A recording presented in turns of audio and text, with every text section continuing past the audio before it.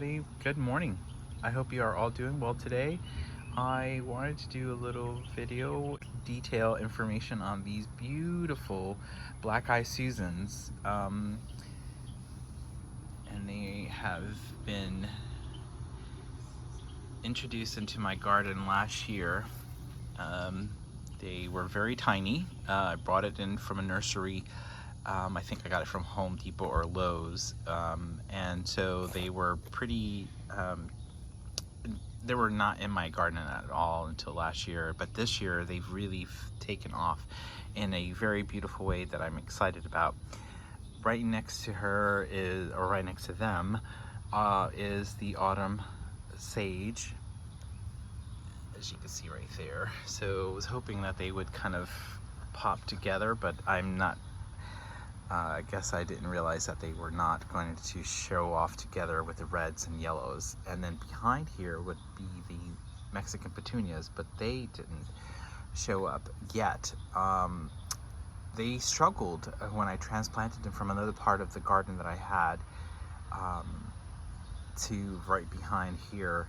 So I was hoping that they would have a little bit more height, purples, yellows, and reds. But we'll see. Maybe it's just a little bit of adapting into the garden. But we'll figure that out. But today, like I said, I wanted to just focus and feature black eye Susans.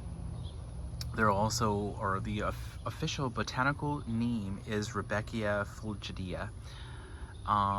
And these guys are perennials, as I mentioned earlier. They're flowering that's able to grow in zones 4 through 9. I am in Georgia, and so I'm in zone 8. And these guys are just brilliant. I mean, I think it's just a brilliant accent or brilliant piece to add into your garden. Rudbeckias, there are different types. You have annuals. You also have Rudbeckia, which is the Rudbeckia hirtea, Rudbeckia grandiflorida, and this one here that we're looking at right now is Rudbeckia Fulgida. And so if you zoom right up in here a little bit, you can see how pretty these guys are. And the bees, the pollinators, you got some hovering bees and some other little interesting, see if I can go right here. He's so cute. But butterflies and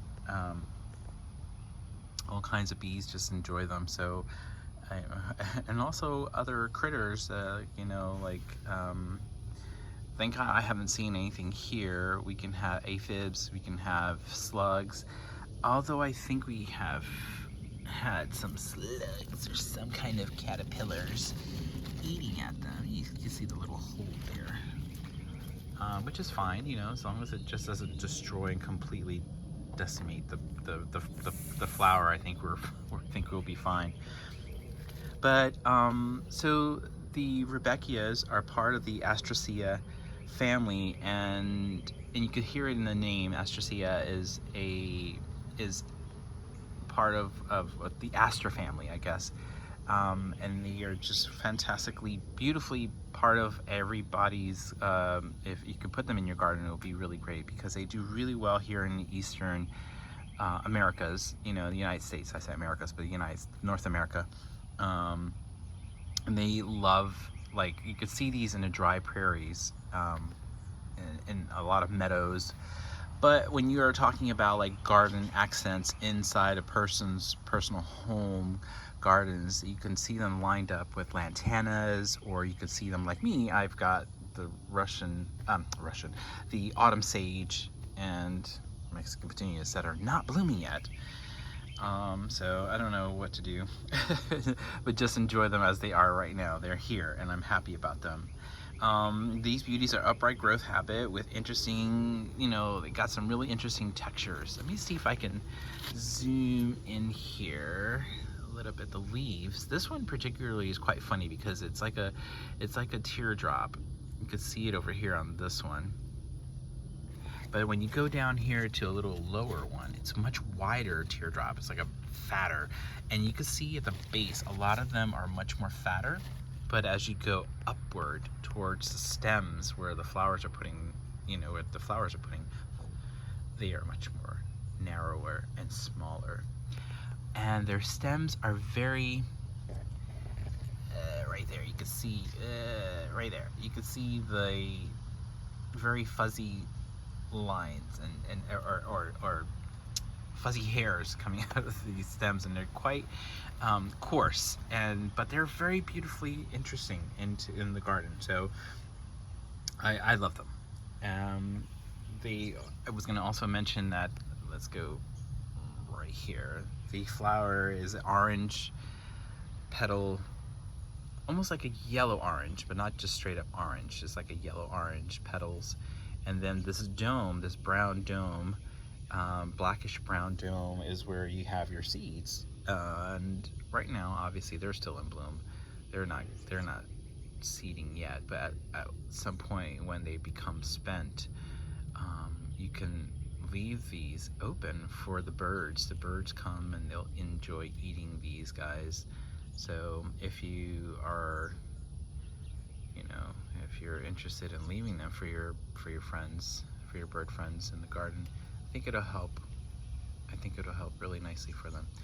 I've heard that you can deadhead them and it'll produce and present more rebloom. So I don't know. This is, technically speaking, I would say this is my first full year of these guys in full bloom like this. I mean, look at that.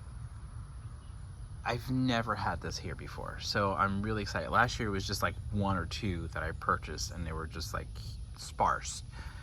So we'll see how that works. And I was going to mention that these guys can get up to about 2 to 3 feet in height. They are also about, I would say, this one in particular, I would say it's about 18 inches height. Let me see if I can step back a little bit. And it's about a foot wide with a couple of stems coming from the one stalk, I guess. And I think it's just it's quite cool to see. These guys, if you plant them early in the fall, you can seed them, or you can, you know, you could just if you go and you find them in the nursery, you can plant them in the fall for next year. Or you could do them in the spring. The springtime is kind of quite fun, quite cool. But if you do seed them, or you do plant them out there, if you like indoor seed and then they come and you start growing, I would wait until after tax day would be a good time, because that's like a really good indicator that, you know, we're no longer going to have a winter frost or one of those crazy late frost that this year, for me, we had 3 nights of frost and it decimated so many of my things. All of my Indian hawthorns are completely gone. Like, I have to figure out, they're still in my garden, but I have to figure out what I'm going to replace them with. So that's just a nice little tip, you know, if you ever have to plant things that are going to do well in the spring. You know, like these guys here in particular, just wait until after tax day. I'm trying to think, you know, these guys will bloom in the fall. I mean, sorry, they will bloom like midsummer all the way to mid-fall, and I think that's quite a beautiful array. It's just like one of those staples for the summer. I think you can really enjoy those movements and when the wind blows, and you could just picture these in the meadows of like, okay, unfortunately here in Georgia is like hot, so we rarely get any wind, so they're not dancing like this, you know. It's just usually just heat, but they are just quite attractive into the garden. I'm trying to think of another thing that I love about these that I'm hoping that will do really well. As I said, I have got these Mexican petunias, which are purple. I'm hoping that if these do really well here, I might introduce them in another part of my garden with some delphiniums. These are yellow and brown or darkest black cones or domes here against a blue delphinium. And delphiniums you can do, there's two different types of I'll have to show a picture here.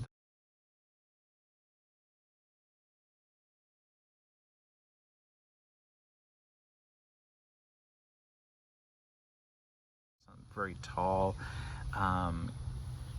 panicle type of flowering blue flowers.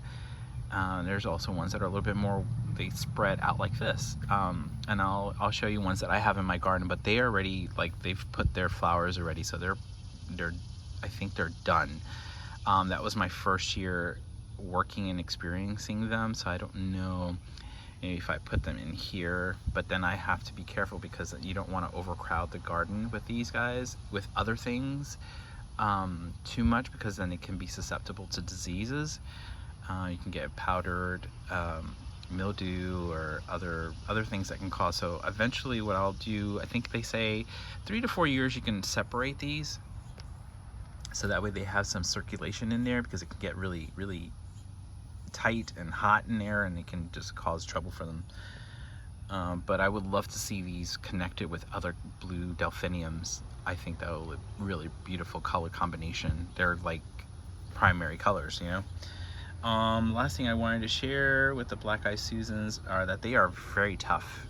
They're moderately drought resistant. They're very tolerant. So you don't have to be dealing with, like, in my area, in my backyard here, even though I'm right next to my house, I can water these. But if I wanted to put them in my reflecting garden, they are, they can do really well with some, you know, you have to water them constantly like you would need to do for a lot of your annuals, or some of your other plants that need, flowering plants that need water.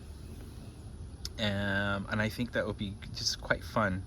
The next thing I was going to mention is that they love to, you don't need to give them a lot of fertilizer. Like, you know how some of these plants, like the annuals, they would like to be fertilized, you know, especially annuals, you need to water and fertilize them at least maybe every 3 days.